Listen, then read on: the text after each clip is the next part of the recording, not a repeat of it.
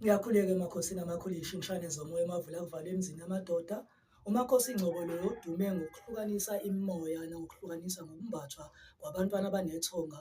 Khulumile laphana kwa-Eco Point TV, ngile kwayintokazi yaduma, abantu bangilandela kakhulu, bafona ngabahlolela baneliseka, bangibiza abanye ngiyobalungisela imimoya yabo. Ngine-special-ke engizosenza makuphela inyanga kubantu abahlushwa imimoya kuzo zonke iy'nkalo, kuyo yonke iNingizimu, baphethela neTheku. Ngithi nasi-ke isipesheli abantu abafuna ukuyogeza, kobe kumhla ka-1 March. Ngithi nginenkonzo yamanzi eyongena ngeSabatha ntambama, wonke umuntu-ke ngizomhlolela mahhala. Ngenkonzo yamanzi ebusuku wonke umuntu ngizomhlolela mahhala, kodwa akufake ibhukhingi ukomo yami yokumisa emanzini iyona ayoyiphatha, kodwa abantu ngicela bafake amabhukhingi. Ngicela abantu abawu-20 kuphela kulesi sipesheli, ngicela abantu abawu-20 kuphela, abantwana bethongo.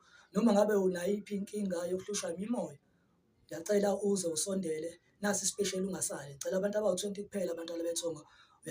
Awusebenzi, uyasebenza kodwa izinto zakho azikukhanyeli, imali iyabaleka, imimoya yakho ayihlukanisile. Nasi isipesheli, wozani-ke nizohlambuluka abantwana bethonga. uMakhosi Ngcobo lo, emakhosini amakhulu.